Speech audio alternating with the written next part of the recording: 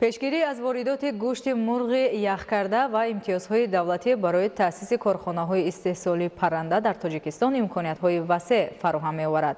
Дар вилояти Суғд бо иқдоми соҳибкорон барои таъмини корхонаҳои коркарди гӯшт 3 корхонаи нави паррандаи гӯшти ба фаъолият оғоз намуд. гузориши Равзали Раҳмон ва Дилшод Юсуфӣ.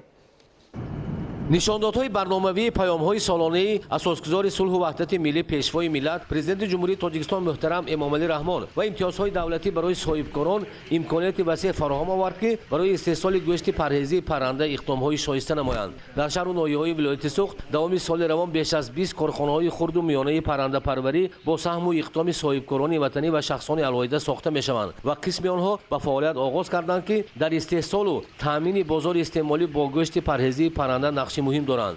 гӯшти парҳезии истеҳсоли худи ҷойи гӯшти мурғи яхкардаро мегирад. бино ба иттилои шӯъбаи корхонаи воҳиди давлатии саноати гӯшту шир дар вилояти Суғд дар муҳлати наздик корхонаҳои соҳа пурра бо ашёи хом гӯшти паррандаи истеҳсоли худи таъмин мешаванд. истеҳсоли гӯшти парҳези парранда ба он мусоидат менамояд ки аз истифодабарии гӯштҳои воридоти яхкардашуда ва кимии мурғ ки то ин дам аз хориҷи кишвар воридот мешуд онро пешгирӣ намояд. ширкатҳои азизӣ Файзи Расул ва Толиб Дадобоев истеҳсоли ҳасибҳо аз гӯшти мурғро пурра аз ҳисоби гӯшти парҳезии паррандаи истеҳсоли худӣ ба роҳ монданд. дар ширкати азизӣ ба истеҳсоли ҳасибҳои гӯшти мурғ аз ҳисоби истеҳсоли гӯшти парҳезии парранда шурӯъ намуданд. аз ин ҳисоб ҳаҷми истеҳсол афзун, номгӯи маҳсулот зиёд ва муҳимтар аз ҳама сифати маҳсулот аз коркарди гӯшти парранда баланд бардошта мешавад.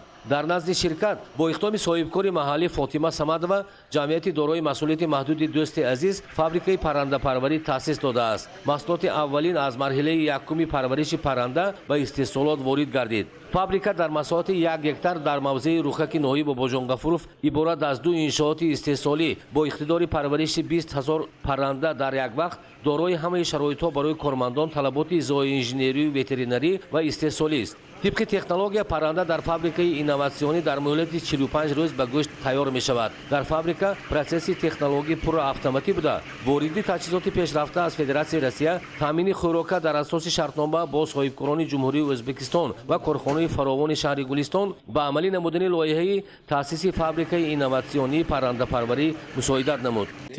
технологияи замонавӣ мебошад. тамоми технологияҳо аз ҷумҳуриҳои хориҷа ё Федератсияи Русия ворид карда шудааст бе пардохти боҷи давлатӣ. ин ба мо имкон медиҳад ки боз ҳам рушди соҳибкорӣ ва парвариши чунин паррандаро боз ҳам ривоҷу равнақ диҳем. таъсиси ҳамин гуна фабрикаи паррандаи ҷамъияти дорои масъулияти маҳдуди Файзи Фаррух бо иқдоми соҳибкори маҳаллӣ Фаррух Файзуллоев якҷоя бо соҳибкори инфиродӣ Ғулом Маҳмудов низ самараи дастгирии давлатии соҳибкорӣ дар самти таъмини корхонаҳои коркард бо гӯшти парҳезии парранда мебошад. истеҳсоли гӯшти парҳезии паррандаи худӣ дар баробари ашёи хом барои афзун намудани ҳаҷми истеҳсол, таъмини сифати маҳсулоти коркард дар корхонаҳои коркард ва пешгирӣ аз истифодаи гӯшти яхкардаи мурғ мебошад.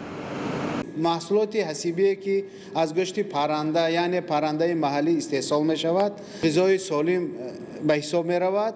он нафароне ки ин гуна маҳсулотро истеъмол мекунанд дар организми онҳо чарбу ба вуҷуд намебиёяд. иқтидори фабрика парвариши 20 000 чӯҷа буда бино ба зоти парранда дар асоси технология дар як марҳила 45 рӯз ҳар сар парранда то 2.5 килограмм вазн мегирад. яъне фабрика имкон дорад дар як давра 40 тонна гӯшти парҳезии парранда истеҳсол намояд. давоми як сол дар ин типи корхонаҳои паррандапарварии инноватсионӣ 7 маротиба чӯҷа парвариш меёбад. дар маҷмӯъ фабрикаҳои ғунҷоиши 20 000 чӯҷа имкон доранд то 250 тонна гӯшти парҳезии парранда истеҳсол намоянд. таъсиси чунин фабрикаҳои парранда баъди тасвиби қарори ҳукумати ҷумҳурии Тоҷикистон оид ба маъни истифодаи гӯшти яхкардашуда, қимаи мурғ ва дигар маҳсулоти гӯштӣ ки аз хориҷи кишвар ворид карда мешаванд, роҳи таъмини бозори истеъмолӣ ва корхонаҳои коркард бо гӯшти парҳезии парранда ва рушди соҳаи саноати коркард мебошад.